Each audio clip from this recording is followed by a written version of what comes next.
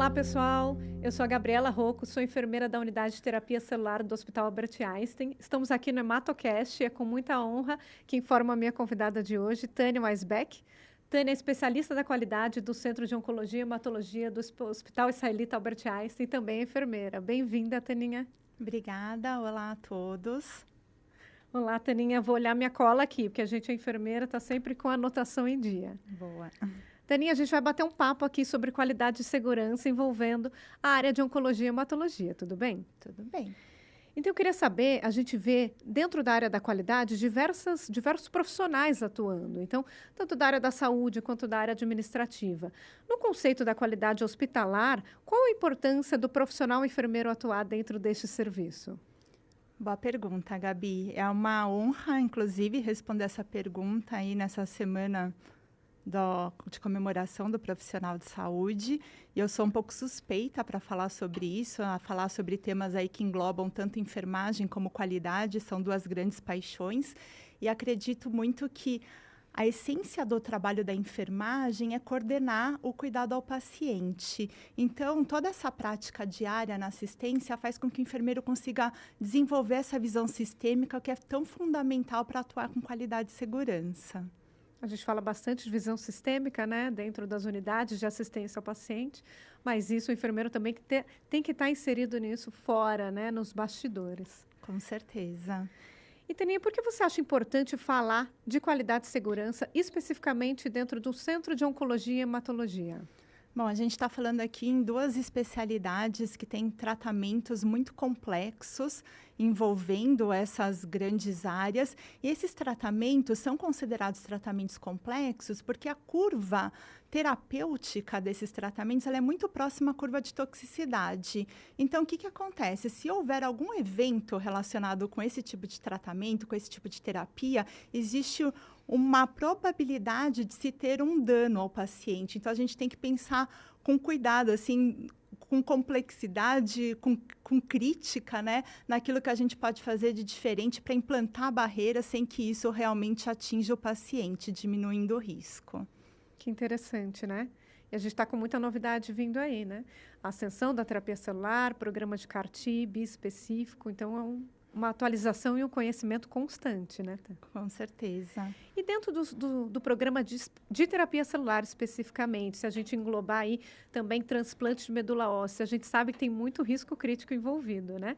Então, quais riscos que você acha que a gente deve discutir aqui em relação ao transplante de medula óssea?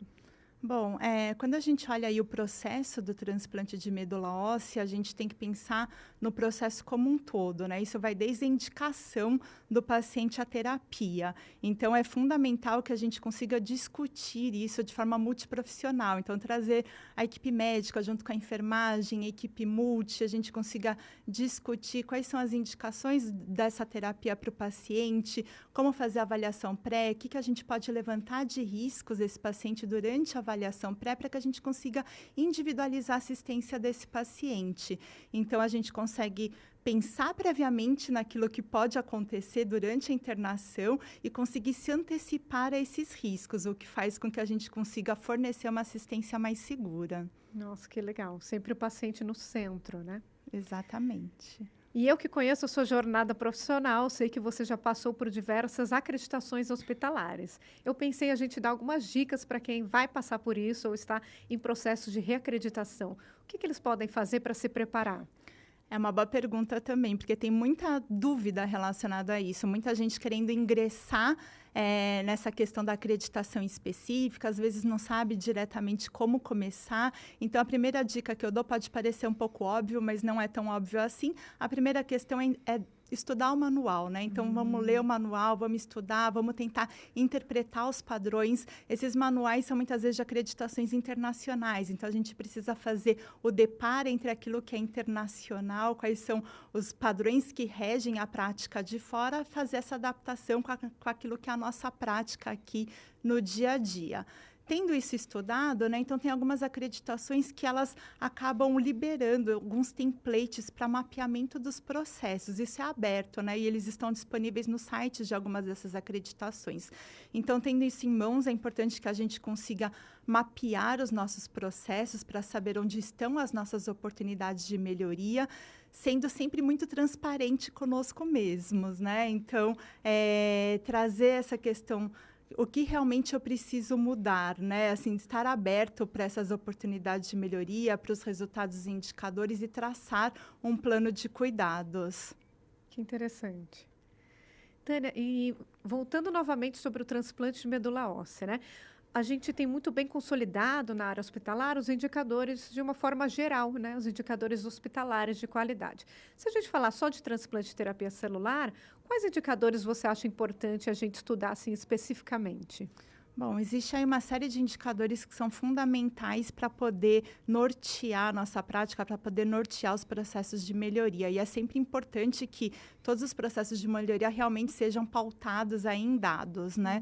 Então, é importante a gente saber quais são os indicadores que fazem sentido que eu consiga monitorar no meu processo.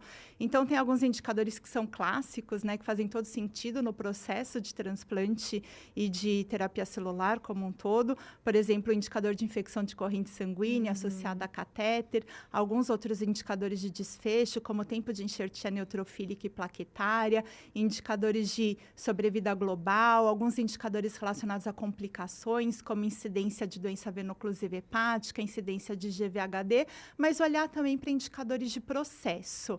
E aí, quando a gente olha para indicadores de processo, se eu puder dar um exemplo aqui, olhando para a prática do transplante de medula óssea, é muito importante observar quanto tempo, por exemplo, a gente está levando para administrar um antibiótico durante a neutropenia febril. Que interessante, né? Então, a especificidade da área traz a necessidade que a gente tenha também o acompanhamento de indicadores específicos, né? Sem dúvida. Taninha, é sempre uma inspiração ouvir você. Muito obrigada por estar conosco hoje. Obrigada, Gabi. E, pessoal, aproveitando, a gente convida vocês para acompanharem todo o nosso conteúdo do HematoCast.